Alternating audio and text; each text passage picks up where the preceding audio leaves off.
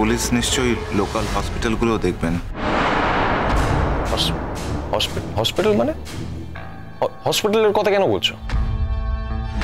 মানে যদি কোনো অ্যাক্সিডেন্ট হয়ে থাকে সেক্ষেত্রে।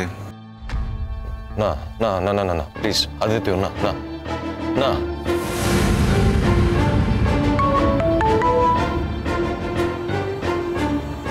এখনকার ব্রেকিং নিউজ, জলের গভীরে একটা গাড়ি পাওয়া গেছে।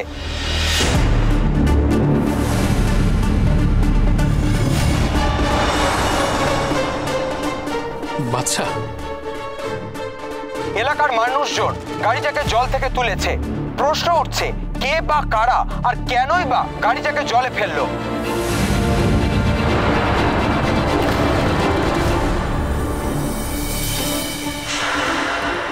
এই মুহূর্তে জানা যাচ্ছে গাড়ির ভেতর থেকে এক তরুণের মৃতদেহ উদ্ধার করা হয়েছে।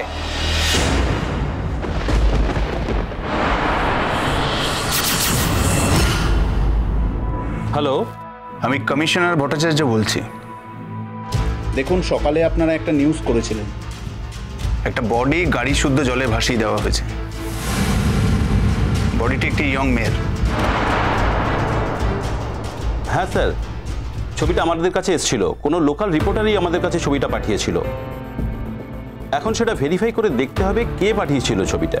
আমরা দেখছি ছবিটা যারা পাঠিয়েছিল, আমরা যদি তাদের সঙ্গে যোগাযোগ করতে পারি আপনাকে জানাচ্ছি। না না, জানাবো বললে হবে না, বিষয়টা খুবই গুরুত্বপূর্ণ আর পুলিশ কেসও হয়ে গেছে। আপনারা যা জানেন সেটা ইমিডিয়েটলি পুলিশকে জানান, নাহলে কিন্তু সবাই জড়িয়ে পড়বেন।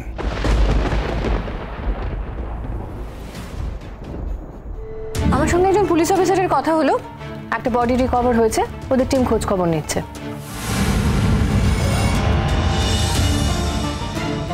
ভগবান কি যে না, এখন ভগবানকে ডেকে তো কোনো লাভ নেই। এই বাড়িতে প্রত্যেক দিন প্রত্যেক মুহূর্তে কেবল আমাকে নয়, আমার চোখের সামনে আমার একমাত্র মেয়েকে অপমান করা হয়েছে। তখন তোমরা কোথায় ছিলে, শোনোনি? না সুরঙ্গ, বাদশা কিন্তু ঠিক ওভাবে কিছু বলেনি। আন্টি কি বলতে চাইছো বলো তো?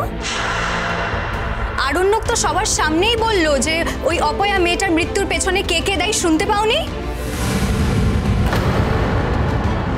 কি জাহ্নবী দি, বলো তুমি, শোনোনি তুমি?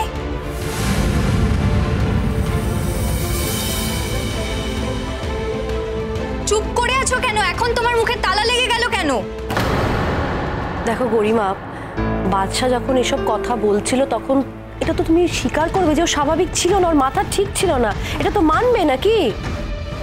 ঠিক আছে আন্টি, তুমি আরণ্যকের মা হিসেবে ওকে প্রোটেক্ট করতে চাইলে আমিও আমার মাকে সেই অভদ্র মিথ্যে অভিযোগের বিরুদ্ধে কেন প্রোটেক্ট করতে চাইবো না বলতে পারো? রোশনাই সোম থেকে রবি প্রতিদিন রাত 10টায় স্টার জলসায় ও জিও হটস্টারে।